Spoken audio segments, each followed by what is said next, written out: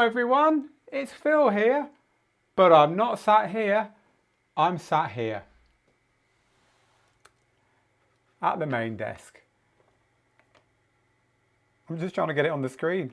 There it is, there it is. What a start, welcome. It's Thursday Q&A Live with me, Phil.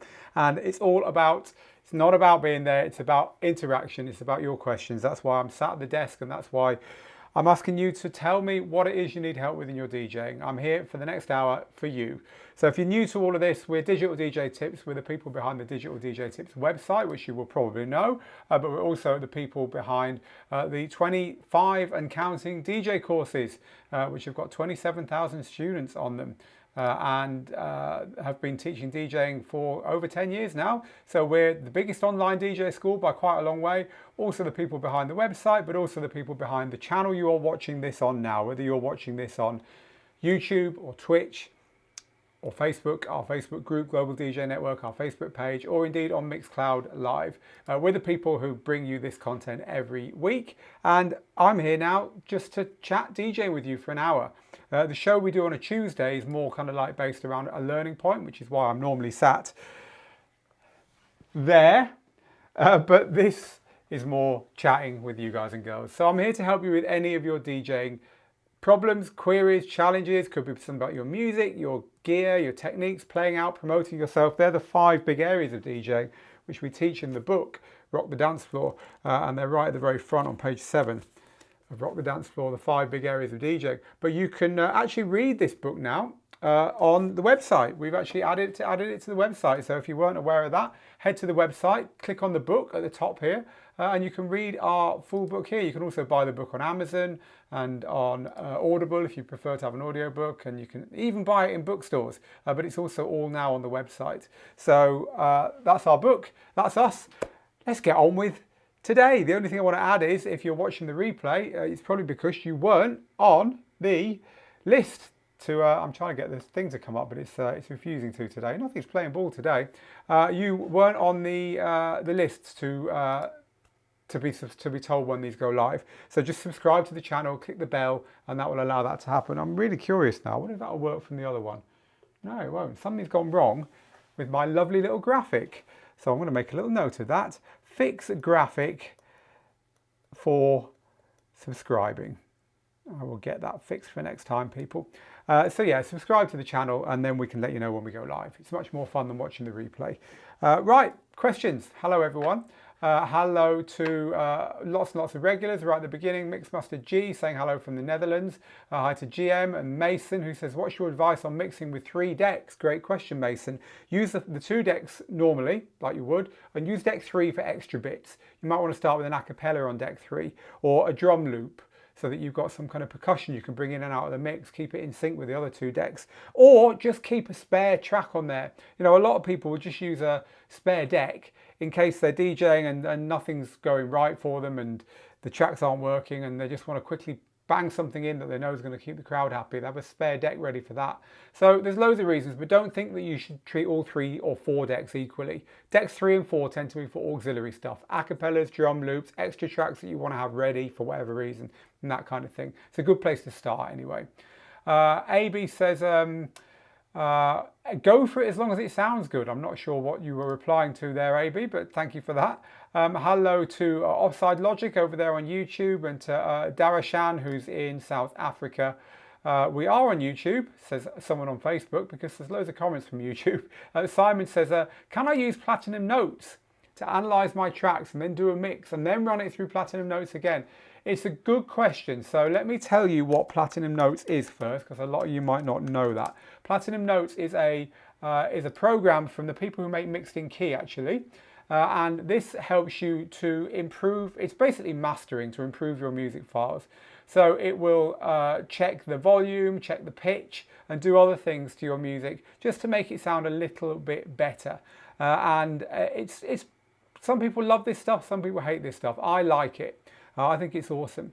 And so the idea is that when you get new music, you run it through this, and then you use the versions that come out the other side in your DJing. You don't use the original files at all. And it kind of makes everything sound similar. It makes it all hold together a bit better. Now, the question here is, if I've done a DJ mix that way, should I then run it through Platinum Notes again to kind of like make that mix sound better? So there's a lot of stuff going on here to unpack. Mastering programs will fix a single track, but if you want them to fix a whole DJ mix, to make a whole DJ mix sound better, it's really important that before you run anything through them, you make sure the DJ mix is already nice and level, that there aren't accidentally tracks that are quieter or louder than others, because it won't fix that. Once you've done that, yes, it will probably make it sound better. Always have a listen to it. You know, in our Pro Mixtape Formula course, which is currently only on sale to our members, and so if you're not a member and you're interested in our course on how to make mixtapes, join djtips.co/join.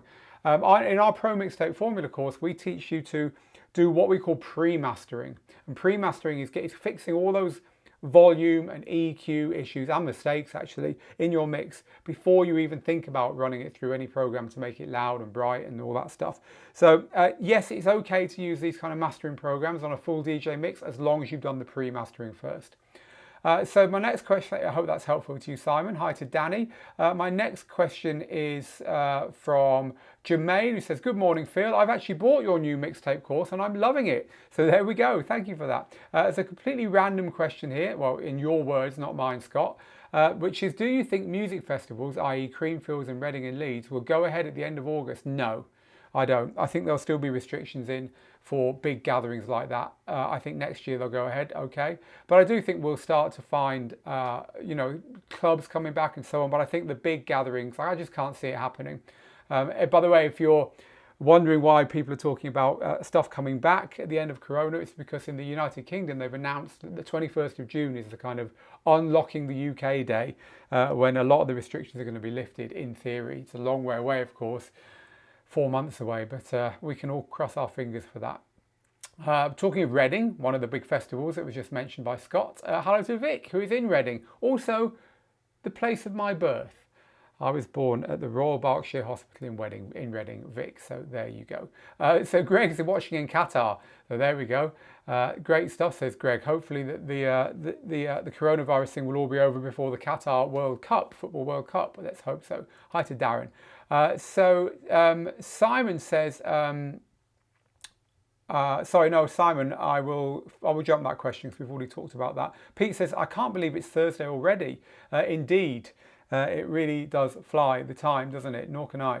Hi to Jockey. Scott has a second question here. I'm looking at purchasing your James Hype course. Could you give a quick sum up? Of our James Hype course. Could we do a quick anything on a course as in-depth as the James Hype course? I'll give it a go. So we've done a course with James Hype. So if you go to our DJ courses page and click on Essentials courses and scroll down to the Mixing Cookbook courses, you will find James Hype's Mixing Skills. So James Hype's Mixing Skills is a course where James shares with you how he DJs. So he will talk you through on this course, and the actual modules are here. He'll talk you through how to get started, how to prepare your music, how to get your playlist together, where he buys his music, how he thinks about music. Then he talks you through the very basic skills that he uses. Then he talks you through intermediate skills, and then he starts to combine the basic and intermediate skills into mixed combos. Now you're starting to get into the stuff you see James Hype doing on his live streams, where he does a lot of stuff in one go, right? So this is combining the stuff that you've learned in the first two modules. Then he moves on to advanced combos, which build on what you learn in the simple ones. And then at the end of it, he does all his signature tricks and transitions and mashups, all the stuff that he's known for, like the very famous Daft Punk One More Time mashup with Fisher's Losing It. Then there's stuff on how to do all that stuff on DJ controllers. And then he gives loads of advice just for succeeding, just for how to kind of get to where you want to get to in DJing. And James is a very humble man. He's come from humble background, and that a lot of people are finding this the most useful thing of the whole course. You know, they're loving learning the mixing, but they're getting a lot of value from the final module there. So I hope that helps you. That's what the James Hype course is about. It's an extremely popular course here at Digital DJ Tips. Yeah, hope that helps you, Scott. Andy says, I just bought myself a Hercules Starlight controller with Serato. What's the best way to use hot cues? Put hot cues at places that you regularly want to start your tracks from. So the first beat of the track, and also some people like to use hot cues to mark places on the tracks that they don't actually want to jump to, but they're using them as markers. So some people will mark where the vocal comes in. So it means that they don't accidentally play a vocal over another vocal. Some people will mark an outro point, i.e. a point at the end of the track where it's safe to mix out from. So use them for things like that, Andy. Hello to Kevin and Housemaster Jay. Hello to Stephen, who says there's a new bar opening in my city soon. What's the best way to get a gig there? Find out who's running the bar and get your mix CD or mix. Nowadays it'll be a mix link to something on Mixcloud or so on to that person and give it to them in person. Don't just like email it to them. You've got to find a way of meeting that person. People will only book people they've met and they like. It's just the truth. So you're gonna have to try and meet them. And if not, go in. You know, they might have a. You might see people in there. So when you see people in there and it's not even open yet, knock on the window, hand over your press pack or whatever. You have to hustle to get gigs. But when there are new bars opening, that's the right time to do it, because of course the first DJs that get in touch are the ones they might be likely to give a go to. But just try and get to meet the people. I mean, that's really, really important. So someone on Facebook says, I've got earbuds similar to Steve, and can I use them with the backpack on my tractor machine, or do they have to be plugged directly into the controller? I'm not sure what you are asking there. The backpack on my tractor machine. No, you've got me there, user on Facebook. If you want to elaborate a bit more, I will help. Dan says, have you looked at Prime 1.6 for the Go yet, for the Prime Go? Yes, I have. I've been using the beta for a long time. It's great software. Abe's just amazed that he came in at the beginning of the stream for once. So there we go. And Abe points out that Daft Punk, end of an era, indeed, isn't it just? But 28 good years from Daft Punk, right? Have you seen the number of Daft Punk tribute mixes cluttering up YouTube? It was always going to happen, wasn't it? But anyway, they deserve it. They deserve a big send-off from the YouTube DJ community. Hi to Seda, hi to Salvation Drum and Bass and Colm and the Ruckus and Chris in Bristol, all our regulars piling in here. Chris says, I'm about to go on air, but I'll listen as long as possible. Will you enjoy your live stream, Chris? I hope it goes well for you. Hello to DJ Manny. Jorge says hello from Portugal. Hello, Jorge, just across the border there in Portugal. So Phil says, I have never been a big fan of effects on mixes, as I feel they disrupt it. However, I have been advised that I should put some in my mixes. So which ones would you recommend, and more importantly, when? Well, firstly, make sure you trust who's advising you, Phil. Secondly, the thing with any mix, clever stuff if you like, is you have to ask yourself if it complements the mix or if it accentuates something already in the mix. Just think about those two things, complement or accentuate. So if you have a track where the breakdown has, you know, the track's playing and playing and playing, and then it drops to a breakdown, and the breakdown is filtered, and then it slowly comes in again as you hear the filter being undone and taken to naught, and then when it kicks in again, there's no filter, right? That's a low pass filter being used on a breakdown, and it's a track people know. So a good time to use effects is to accentuate what's already there. So use your low pass filter to make it even more filtery. So people are like, this sounds even better than normal, right? So, or if there's a track with lots of echo on the vocals, maybe use some subtle echo to make those vocals sound even more echoey. So complementing is slightly different to accentuating. So those are two examples of accentuating. Complementing, so let's say you're playing, and let's use filters as an example, because we've all got them right in the middle of our DJ gear, right? That's a very zoomed out picture there. I forgot to zoom that camera in. Let me zoom it in now and I'll talk to you about what I'm talking about. So the filters on this particular unit are, let's get that in focus. They are, of course, these controls here, right? The filters. That just looks weird with me upside down on that DJ controller. I should be around the other side, shouldn't I? This is how you DJ, isn't it? So these are your, actually they're here. Were they the ones I was turning? I hope they were. So your filters are always at the end, bottom of your EQs. Low pass to the left, high pass to the right. This will give you this, and this will give you the boomy kind of sound, right? So they're your filters. And you don't get this kind of live music from my mouth everywhere, you know. Just pointing that out, people. So let's assume you're playing a set where there's a lot of filters. So for instance, the example I gave earlier, where in your breakdown, there's a big filter out. and you're playing a couple of other tracks and you notice that they're using filters a lot, the producers of the tracks you're playing in this segment are using filters a lot, then it's okay for you to use them where they don't exist. So you might use filters in a transition because people are used to hearing them in the tracks you've been playing around that transition. So anything that will complement the style. So in other words, let's say you're playing some real big old school hip hop and big beat and it's got loads of horns and and sirens and stuff in it, then it's okay to use the horns and sirens effects because you wouldn't use those in a chill out set, right? So using effects to complement what's already there is the other way, the other big reason to use them. So just think, am I going to accentuate something that's already there, or am I going to complement something that's going on in this music anyway? And if the answer to one of those questions is correct, is yes, then you can use the effect. If not, I wouldn't use them at all. So what effects should you use? Filters are a big one because you just hear them a lot in the music and they can help you with mixing. I would say echo sometimes is good, especially on vocals and especially if you're using acapellas. Reverb is good because it's a great way of kind of stopping a track and starting another one. If you just get a really big reverb with a really, really slow decay and you clip it on just a second before you turn a track off entirely, it'll give a big tail on that track, which makes it very easy to start another track playing at any point in the few seconds that follow.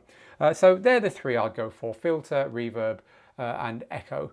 And you really don't need much more than that. I sometimes use a little bit of flanger because a lot of the music I play is quite organic. It's got a lot of bongos in it, a lot of real instruments, and I find flanger just adds a bit of, a bit of woo to that. But that really depends on the music again.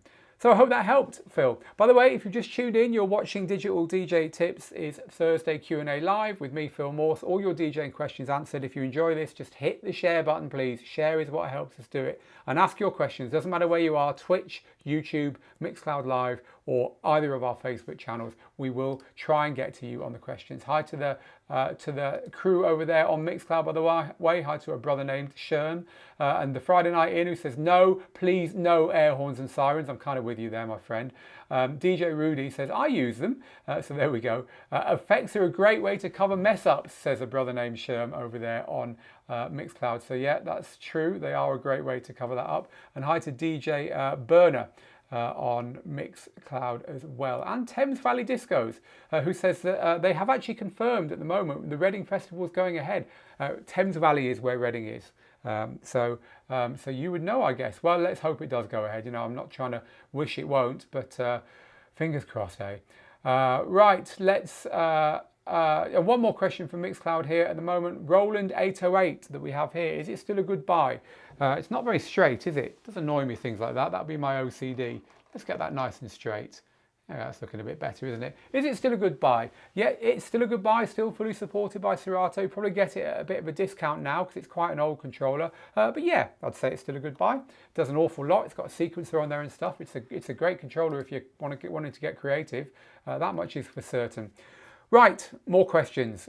This is from Jockey, who says, I do my recordings in Tractor Pro, but my recordings sound pretty low. What can I do to make the mixtape louder? Do I need to buy an audio interface? No. Hit record in Tractor Pro, record your mix. It doesn't matter if it comes out quiet. There's nothing wrong with that. And then just load it into a program called Audacity. Audacity is a free program that you can get on online, audacityteam.org. Head there and get this program. It's for Mac, PC, even for Linux. And load your track up into here. Load your finished mix up into here, and just click the button at the top of Audacity that says normalize. Normalize is the key, and that will make your whole mix as loud as possible without the loudest parts being so loud that they distort. And then that will be as if you recorded it nice and loud in Tractor. It's much better to do it quietly and then make it louder in software than to try and do it very loud in your DJ software and accidentally introduce distortion. By the way, if you want to know the real way mixtapes are made, and there's a lot more to it than that, and in fact I wouldn't recommend you normalizing them at all in Audacity. If you want to do it really properly, there's a better way of doing it, but it's too long to go into here. But if you want to know how pro mixtapes are made, then you need to be a member of Digital DJ Tips, because currently we have just launched our pro mixtape formula course. Pro Mixtape Formula will show you how this is all done, but it is only available to our members right now. And not only that, it's available to our members at a pretty big discount. So if you are not a member, you've still got time. Go to djtips.co/join and you can get offered this course. We'll email you about it. So these are our DJ courses here, and it's this one here, all new Pro Mixtape Formula. And this is presented by Steve and myself, and we'll talk you through how to record your mixes, how to edit them using Audacity, which is what I was just talking about, how to edit them using Ableton, how to master them, and how to share them. We go into an awful lot of detail here and can help you in all kinds of ways, whatever music you use, whatever gear you use, whatever you edit on, and whatever your outcome for your mix, whether you want your mix to be something that you just keep for yourself or share with your friends or even use to try and get gigs. This is the Bible on how pro DJs make and share their mixtapes.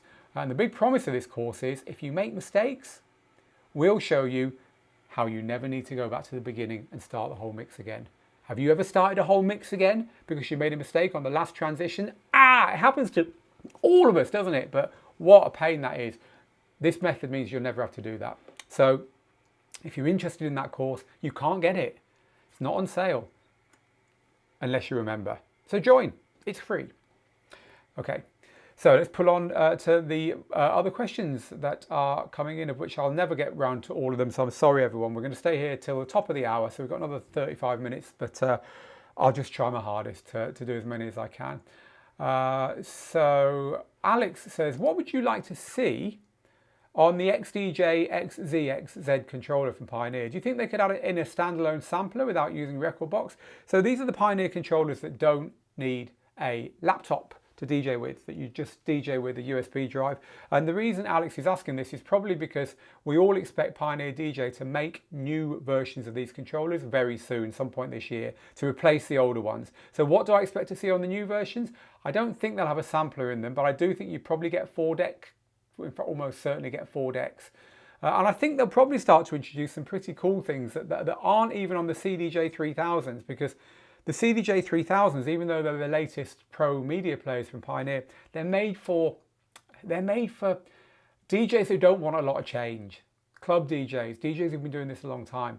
And so Pioneer DJ tends to test out the new features on the gear for us, and then they'll trickle up into the pro gear. So I think we might see some clever stuff.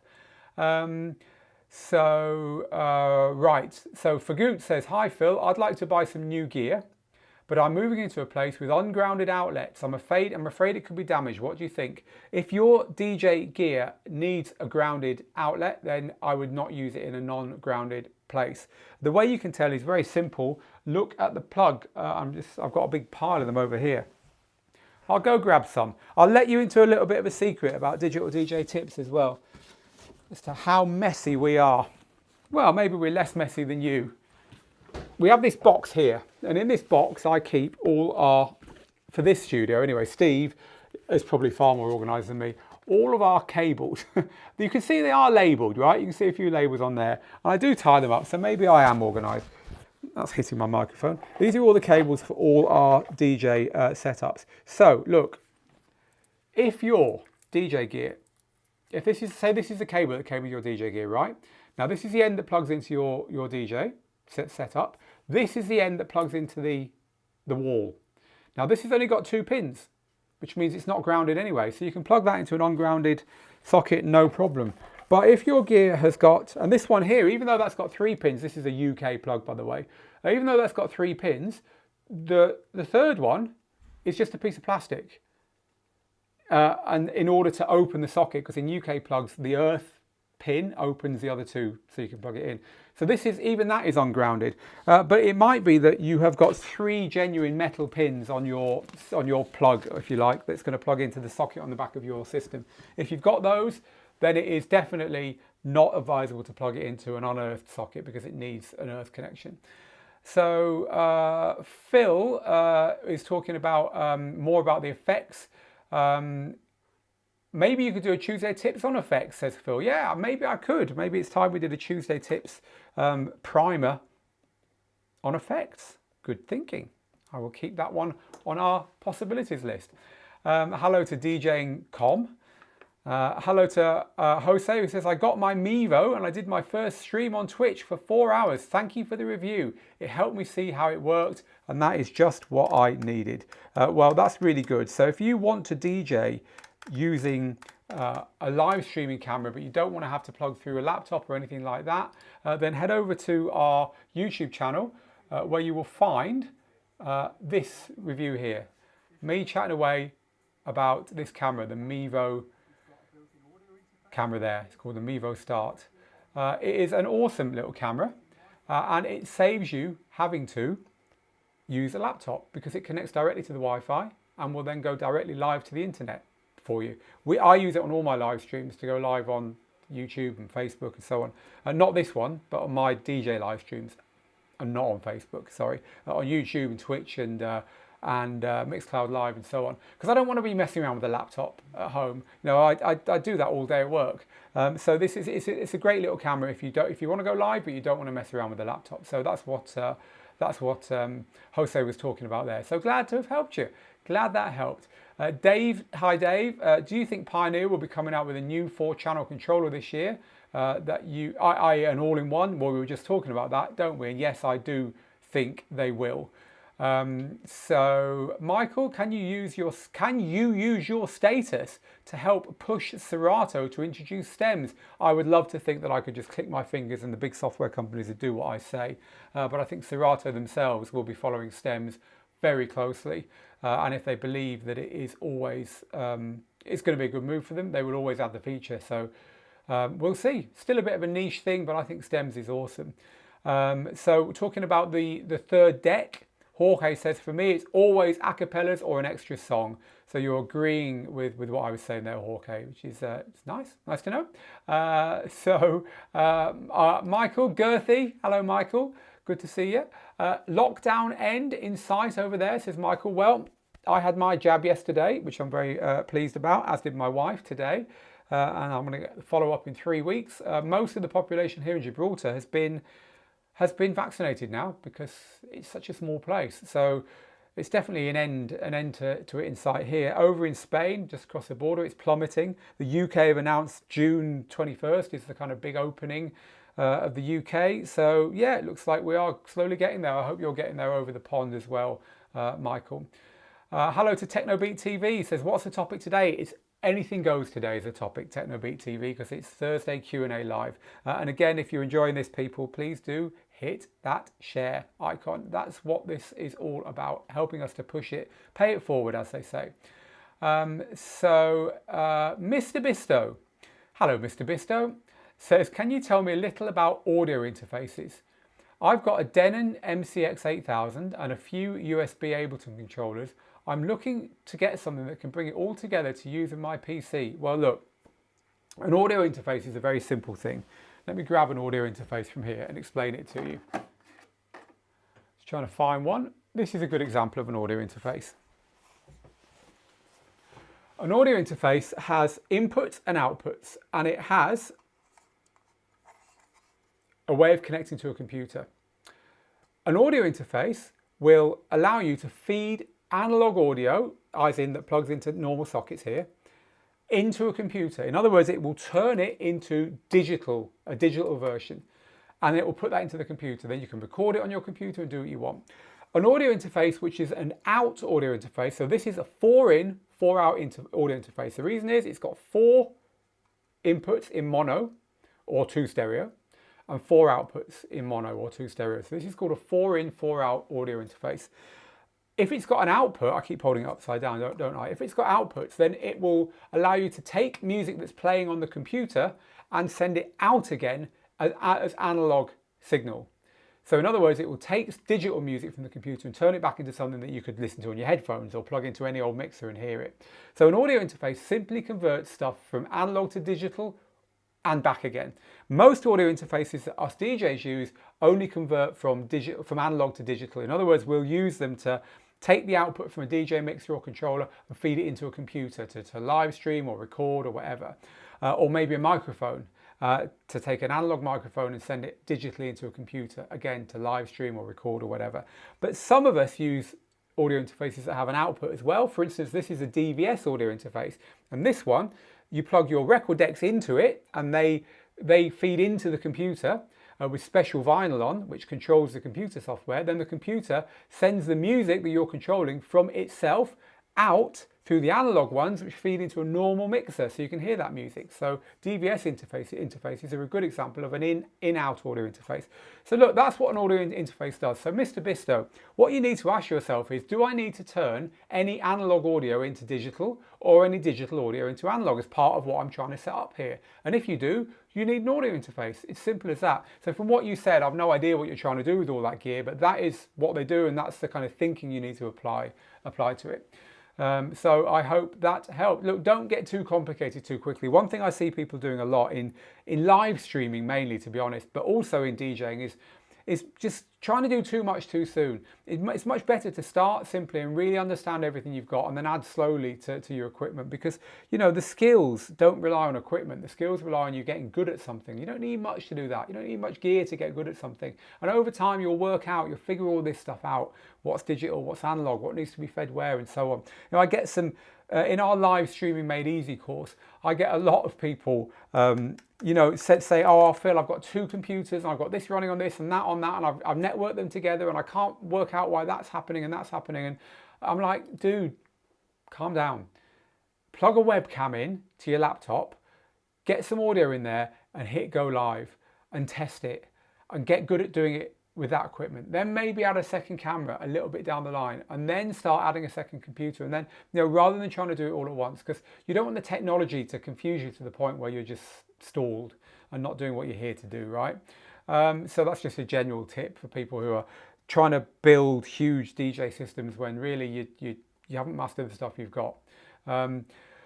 Okay, 1 or 2 more questions jumping out at me. I'm just having a scan here to see what's going on. One thing I'm going to ask you to do, and I'm going to start naming and shaming people who do this as of next week, is stop cut and pasting your questions over and over again. Guys, it's a height of rudeness. I see them, and there are hundreds of them, and you will not get your question answered more quickly. In fact, I will deliberately ignore people who do it. It just clutters up the question feed here, and forces me to waste everyone's time saying this every week. Please ask your questions only once. So Chris, hi Phil, I've just purchased a DDJ 1000 that's coming tomorrow. Would I still need to pay a subscription for Rekordbox 6? Not with the DDJ 1000, no. I can't remember how it works. There might be some really high tier where you need to pay a subscription, but certainly not for the main functions of the DDJ 1000, no, because it will unlock Rekordbox for what you need it for. Right, let's grab another question live here. So when you record your mix into Ableton, will Ableton's BPM change? No idea, Loris. I'm not sure what you're trying to do. You can, as of Ableton 11, tell Ableton to link its internal BPM counter to what's going on your record decks, even if you change the BPM on your record decks, but I've no idea what you're trying to do there, Loris. So I can't help you. But Loris is on Facebook, so if anyone has got a clue as to what Loris was saying there, go have a chat on Facebook about that.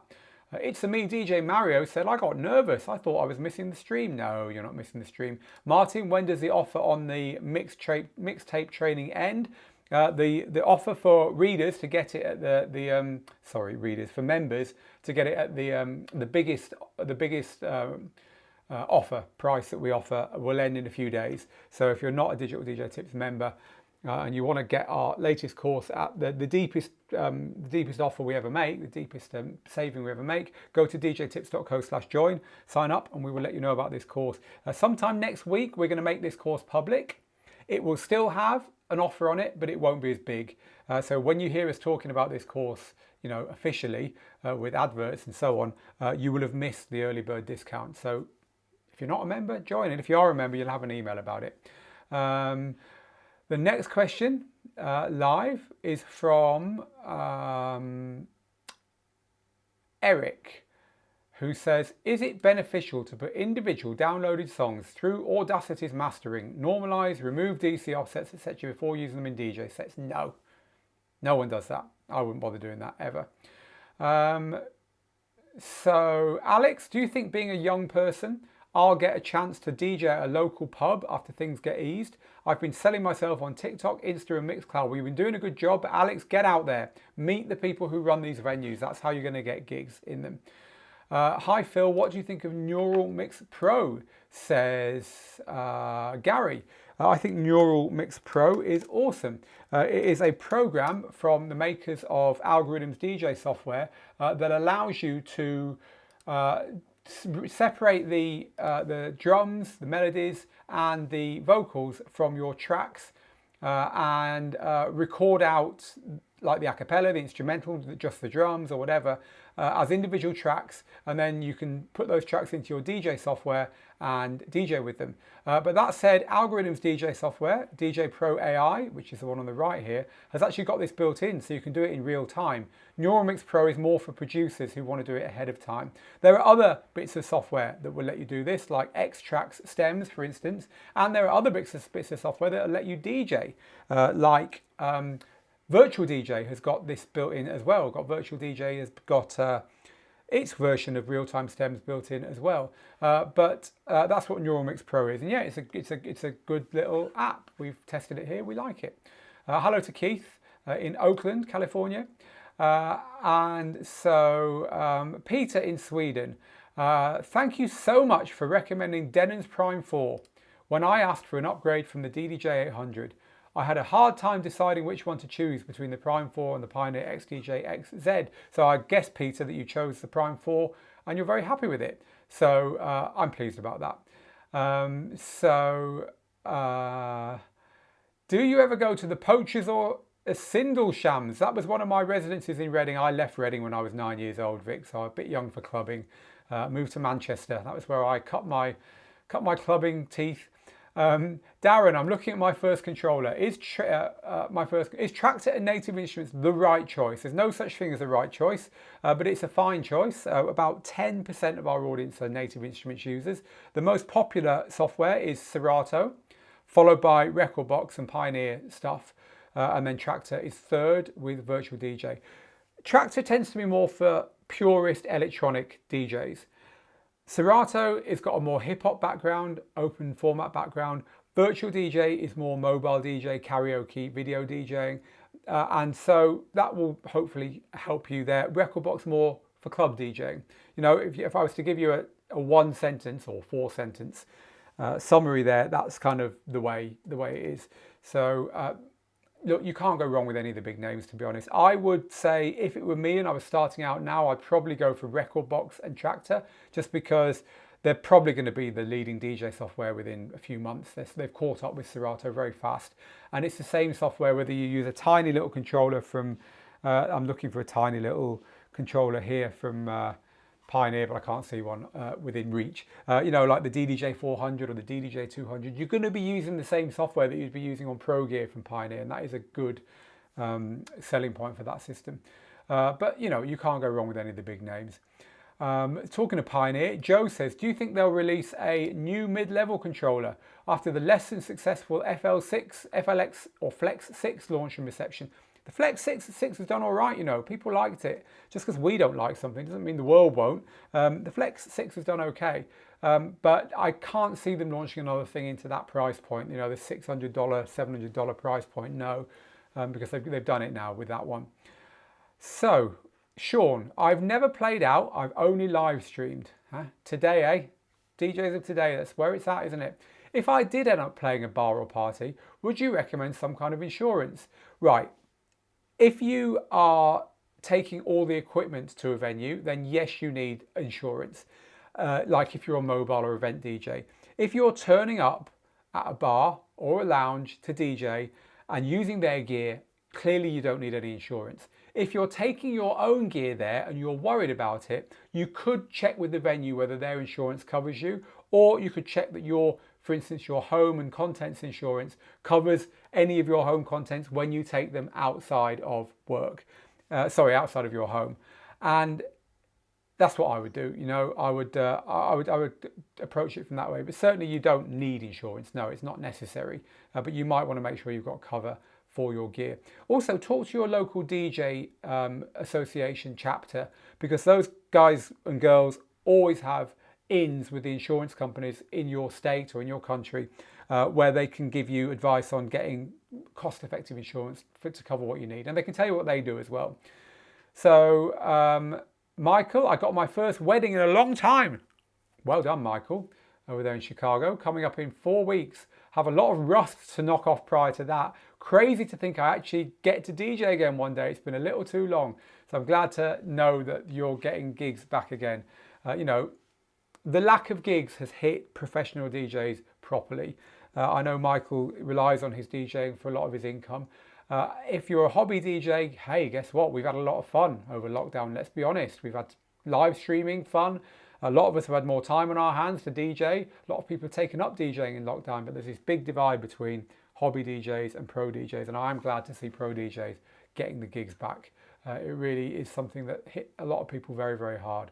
DJ Reno is another person who's joined our new mixtape course, hoping to improve my weekly mixtapes. Well, we'll certainly make it faster for you to make them, DJ Reno, I promise you that. So I'm glad about that. Thank you for joining. Me in Your Head says, hi Phil, what is the best software for time shifting or stretching music to align beats with a grid? For example, rock music where the drummer's tempo will fluctuate. Great question. You can do it in Virtual DJ, Recordbox, Serato, and Denon DJ's Engine Prime from the newest version 1.6 onwards. You can do it in all of those. You just put lines in the program where in the beat gridding, it's called beat gridding, in the program where the beats actually are, and it will stretch and shrink the tune to make it kind of fit.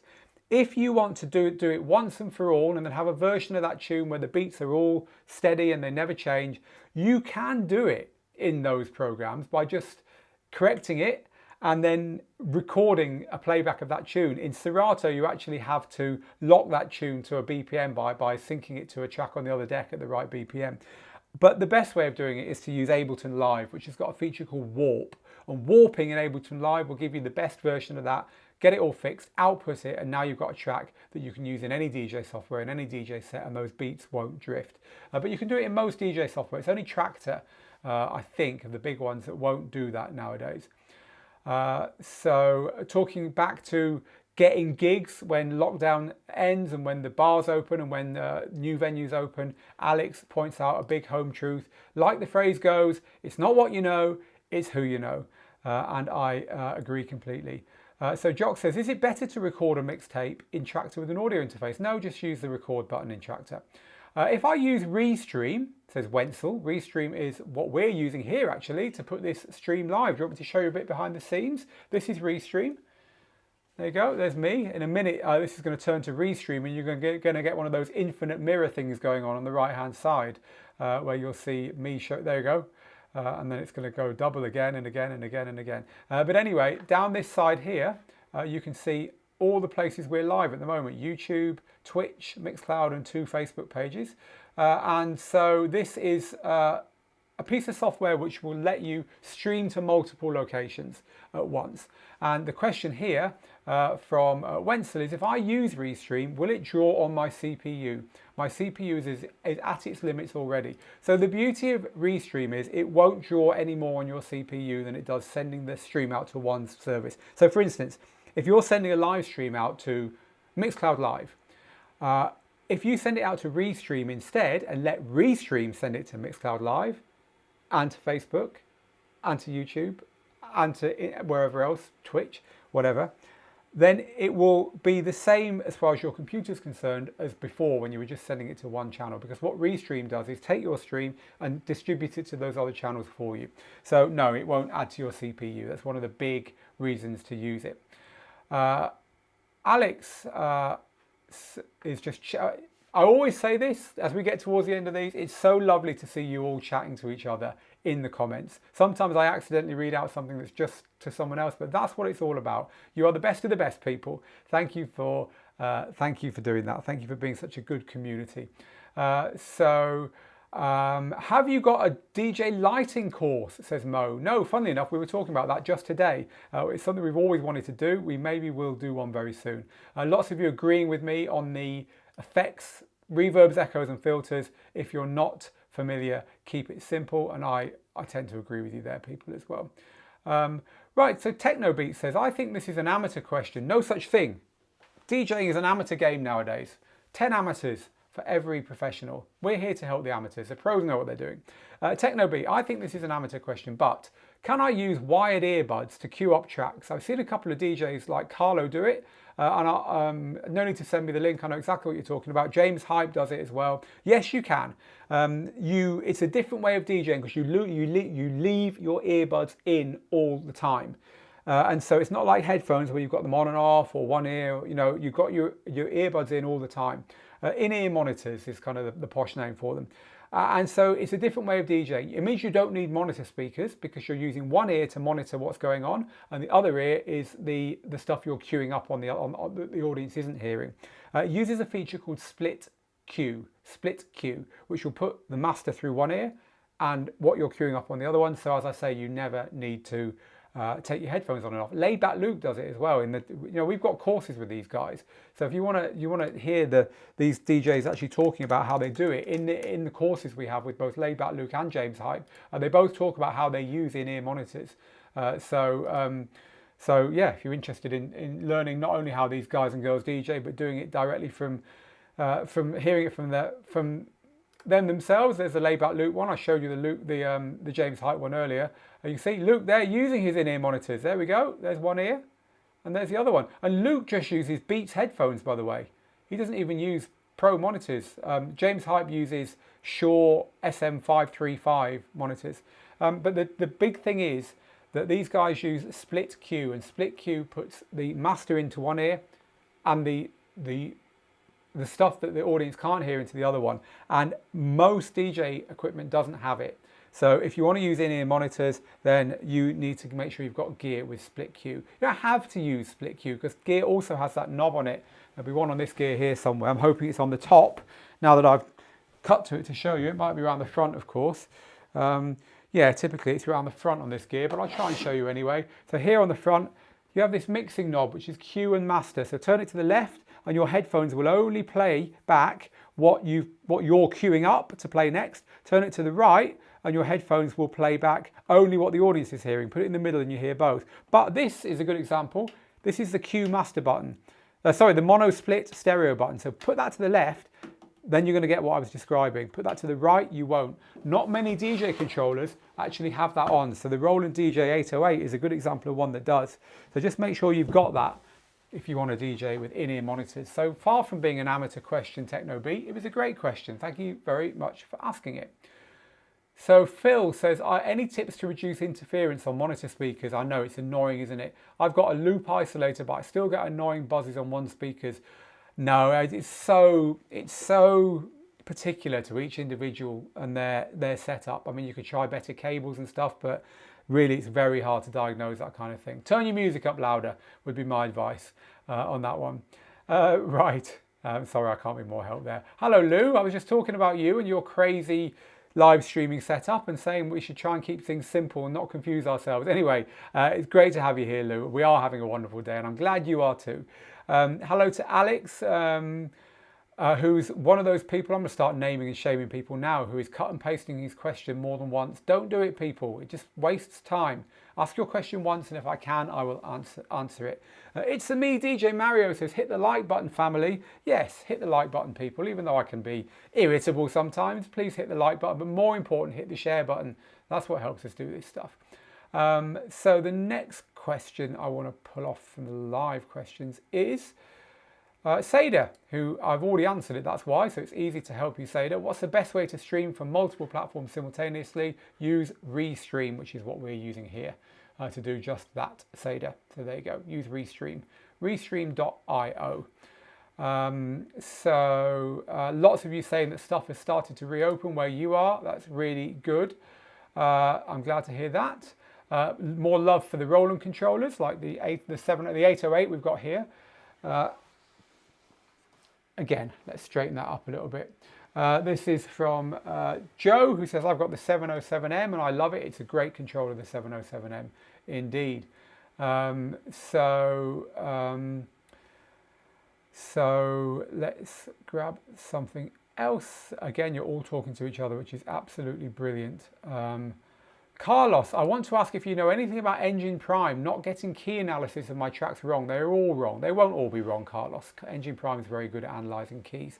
The important thing is that your key analysis should only be done on one piece of software. So if you're going to use Engine Prime, use Engine Prime. And then if it gets it wrong, it will always get it wrong in the right way. So, you know, the tracks you think it's got wrong will mix fine with each other because it's done the same thing over and over again. Key mixing is an art as well as a science, and key detection is an art as well as a science, as long as you only use one piece of software. So in other words, if you're a Serato user and you use Serato to do your key analysis, don't suddenly import a load of tracks that have been analysed with mixed in key. If you're a Denon user, only analyse on Denon's system. And if you do that, the vast majority of your tracks will work with each other if the key analysis says that they'll work with each other. So that said, if you want the absolutely best key analysis, it's mixed in key. It always has been, and they've stayed ahead of the pack. So if you're really, really into this, use mixed in key to do it. But frankly, I use Denon's Prime, and you can hear if it's off key, you can hear if it's out. You should never rely on these things, but I find it's in nearly all the time, so I have no problems with it. So Mo is saying you can adjust your recording level on Serato. You can also adjust your recording level on most DJ software. Funnily enough, you can't do it on Denon DJ's stuff, I don't think. I think it just records. But as I say, using Audacity to make it louder is the way forward. It doesn't matter if you record your stuff quietly. Okay, so Loris is saying, I love your stuff, even though I couldn't help you. Well, that's very polite of you, Loris, even though I couldn't quite help you out this time. So Craig is just offering support. Thank you, Craig, and thank you for being so active in the courses as well. We do notice it, and we do appreciate it. Lou got the new mixing. It's called Pro Mixtape Formula course yesterday, and says I can't wait to check it out. So that's cool. Glad about that. Remember, if you don't know what we're talking about, it's because you're not a member. So you won't know about this awesome new course that everyone's talking about. Go to djtips.co/join and we will let you know about this course. Currently at a 50% saving for our members only. You've just got time to join up now because it's only for a few days, that offer. Right, Christian in New York City says, the new update for the Prime Go, is it flawed? Are you having issues with the A and B effects? I feel like the Prime Go is like Phase. It's taking time to get it right. I haven't had issues with the effects, no, but maybe there are indeed issues with the new release. I mean, it was in beta for a long time, so you would hope they'd figure stuff out there.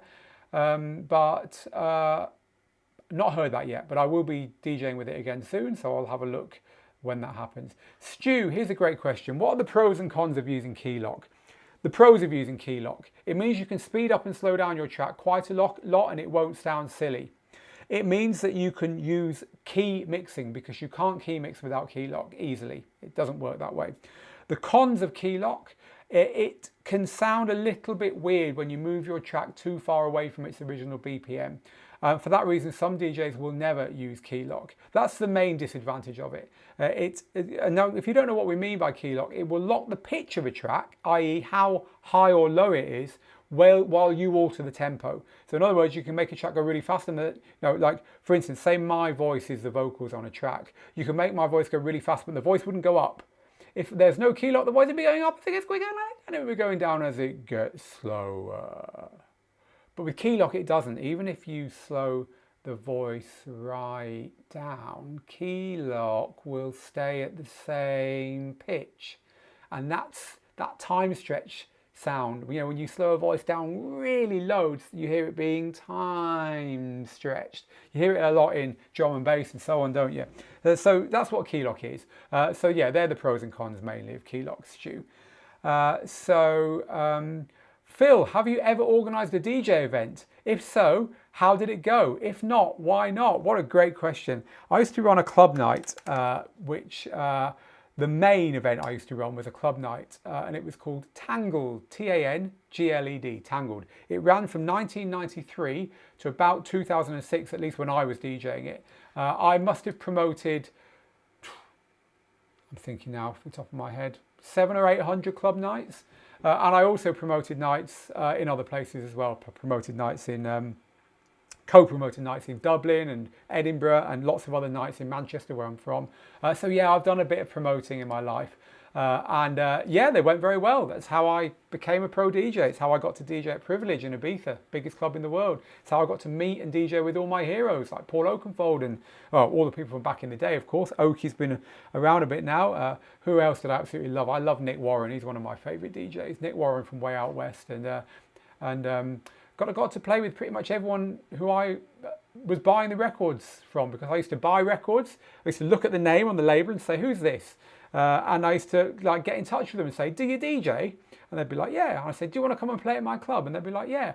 And this is back in the early 90s. And a lot of those people went on to become mega DJs. But a lot of them I booked and played with and became friends with when they were just like me, just a DJ, just doing it for fun. And starting to get a name for themselves. So yeah, I have promoted a few nights, Jack, and I absolutely love it. It's how I cut my teeth. I did it for nearly 15 years. And before that, I was a mobile DJ. I must have played thousands of mobile gigs as well. So it's why I don't actually care too much for doing it anymore. I feel like I've done it. I feel like I've done my bit when it comes to live music. I love live streaming now though. Right, any music. When I want to play music for friends at parties, says Big Joe Joyce, are there any speakers you would recommend? I really love the Soundbox speakers.